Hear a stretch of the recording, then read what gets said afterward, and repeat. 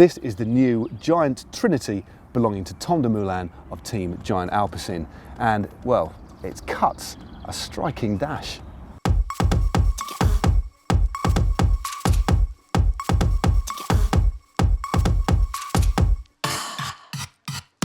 Dumoulin is pretty much a nailed-on favourite for any time trial that he starts, so he's definitely going to be a threat on the time trial stages at the 2016 Giro d'Italia.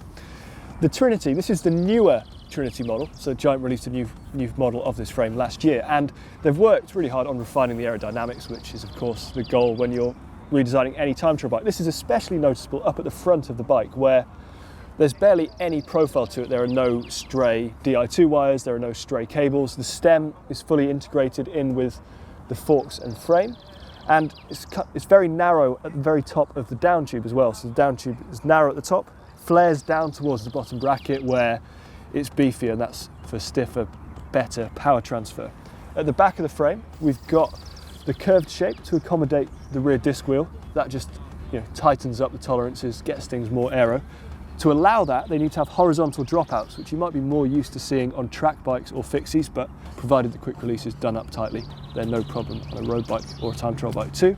And I really like the Seatpost clamp, mainly because I can hardly see it. I think that's really, really cool. I'm glad you spotted that, Tom, because I certainly didn't. I did wonder where they tightened that up. But if we talk about the componentry and the drivetrain, as you can see, Shimano Dura Di2. Dumoulin, unsurprisingly for the time trials, running a pretty beefy chainring setup, so 56-44 with the classic range at the back, 11-28, and Dumoulin, being a pretty tall chap, running 175mm cranks. Now, Dura's pretty much throughout, apart from the brakes. We'll talk about those in a moment. So brakes too, or levers, sorry, and we've got two sets of satellite shifters as well, unsurprising for a TT bike and one of the finest TT riders of the generation, really. So we've got satellite shifters here, and just on the bar ends, and a really interesting attention to detail in terms of keeping this bike as aero and as tidy as possible. There's gripper tape on the top of the tri-bars, which actually tucks in the wires for the Di2 cabling, which is a pretty nice touch, and obviously added grip for Dumoulin there.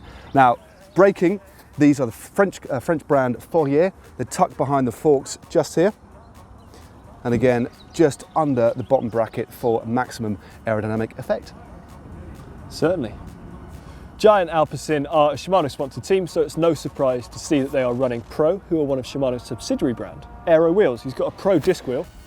That's a pretty solid name for a disc wheel.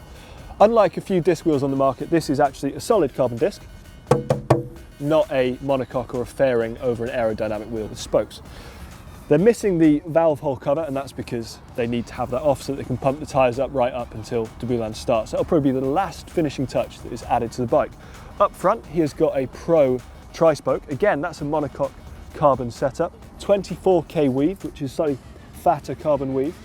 Looks really good. It's a really rounded shape with barely any braking surface, it feels like. So that's a wheel that presumably could be used on track, time trials, road, wherever.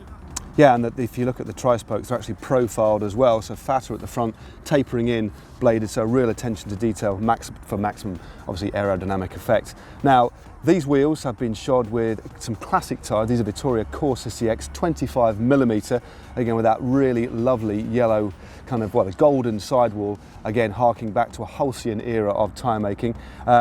These incredibly can be pumped up to between 115 and, get this, Lasty, 200 PSI. Be interesting to see what they're going to be running in the individual time trial at the start of the Giro. Looking a little bit higher up the bike, back towards you, Lassie, that's a very groovy saddle we've got there.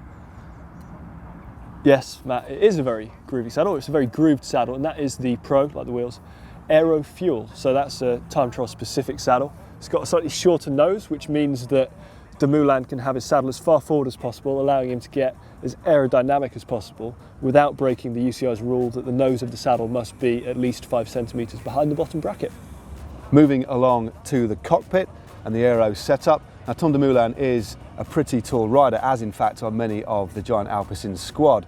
So what he actually loses in terms of stack height actually makes up for, because Dumoulin gets remarkably narrow on his bike. And when you look at the profile of this bike and his position from the front end, he really does get extremely narrow frontally, which of course is vitally important. And just clamped in the middle of his bars there in plain sight, so Dumoulin can look at all of his stats while he's rumbling along is the Pioneer Powermeter head unit, and of course all the team on Giant-Alpecin that use Pioneer Powermeters. Lasty has kindly entrusted me with his personal tape measure so we can just measure the reach of Dumoulin. Now I reckon it's got to be around 80, so we measure it from the tip of the saddle, thank you Lasty, to the furthest point on the bike, which is the very tip of the tri-bars. So it's 80, just over 83 centimetres reach for Tom Dumoulin. And seat height wise, which is another interesting stat, straight down to the centre, we're looking at 81.5 centimetres. Okay, let's have a little look at that. We're looking at 9.03 kilograms. Oh. Nice little workout for you there, Lasty. Good effort. Well, I thought it was heavy. There we have it, Tom Dumoulin's Giant Trinity time trial bike. If you like this video, do give it a thumbs up and why not hit share too. Yeah, and if this has really whetted your appetite for all things time trial or contra la montra, how about clicking just up here for our time trial tips? Yeah, and if you'd like to check out the rest of our videos from the 2016 Giro d'Italia, there's a playlist right down there.